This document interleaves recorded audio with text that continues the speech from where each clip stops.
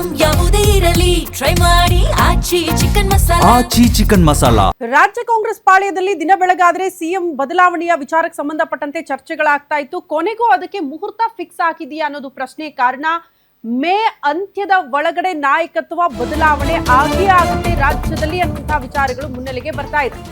CM ಬದಲಾವಣೆಗೆ ಕೊನೆಗೂ ಮುಹೂರ್ತ ಫಿಕ್ಸ್ ಅಂತೆ. ಸ್ವತಃ ಕಾಂಗ್ರೆಸ್ ಹೈಕಮಾಂಡ್ ನಿರ್ಧಾರ ಮಾಡಿದೆಯಾ? ಮೇ ಅಂತ್ಯಕ್ಕೆ ಅಧಿಕಾರ ಹಂಚಿಕೆಗೆ ಹೈಕಮಾಂಡ್ ನಿರ್ಧಾರ ಮಾಡಿದೆ ಅನ್ನೋದರ ಡೀಟೇಲ್ಸ್ ಸದ್ಯ ಸಿಗ್ತಾ ಇದೆ. ಅಲ್ಲಿಗೆ ಎಲ್ಲ ಎಲೆಕ್ಷನ್ಗಳು ಕೂಡ ಕಂಪ್ಲೀಟ್ ಆಗಿರುತ್ತೆ. ತದನಂತರದಲ್ಲಿ ನಿರ್ಧಾರ ಕೈಗೊಳ್ಳಬಹುದು ಅಂತ.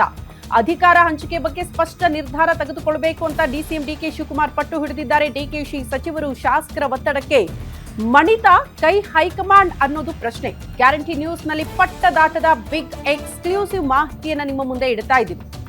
ಡಿಸಿಎಂ ಡಿಕೆ ಶಿವಕುಮಾರ್ ಇದೇ ಅವಧಿಯಲ್ಲಿ ಸಿಎಂ ಆಗ್ಲೇಬೇಕು ಅಂತ ಪಣ ತೊಟ್ಟಿದ್ದಾರೆ. ಸತತ ಪ್ರಯತ್ನದಲ್ಲಿದ್ದಾರೆ. ಬಟ್ ಮರಳಿ ಪ್ರಯತ್ನವ ಮಾಡು ಅನ್ನೋ ರೀತಿಯಲ್ಲಿ ಒಂದಾದ ಮೇಲೆ ಒಂದು ಅಡ್ಡಿ ಆತಂಕಗಳು ಎದುರಾಗ್ತಾನೆ ಇತ್ತು. ಬಟ್ ಈಗ ಮೇ ಅಂತ್ಯದ ಒಳಗಡೆ ನಾಯಕತ್ವ ಬದಲಾವಣೆ ಫಿಕ್ಸ್ ಅಂತೆ.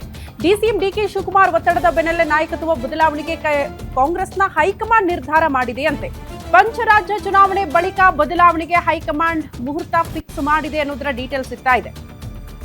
ಸಿಎಂ ಸಿದ್ದರಾಮಯ್ಯ ಮನವೊಲಿಸಿ ಅಧಿಕಾರ ಹಂಚಿಕೆಗೆ ರಣತಂತ್ರ ರೂಪಿಸಲಾಗಿದೆ ಅನ್ನೋದರ ಮಾಹಿತಿ ಇದು.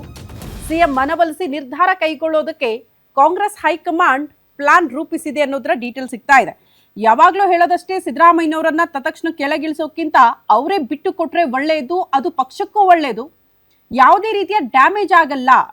ಇನ್ಫ್ಯಾಕ್ಟ್ ಡಿಸಿಎಂ ಡಿಕೆ ಶಿವಕುಮಾರ್ ಅವ್ರಿಗೂ ಕೂಡ ಸಿಎಂ ಆದಂತಹ ಸಂದರ್ಭದಲ್ಲಿ ಅದೆಲ್ಲವೂ ಕೂಡ ಪ್ಲಸ್ ಆಗುತ್ತೆ. ವಾತಾವರಣ ಕೂಡ ಅವರಿಗೆ ಪೂರಕವಾಗಿರುತ್ತೆ.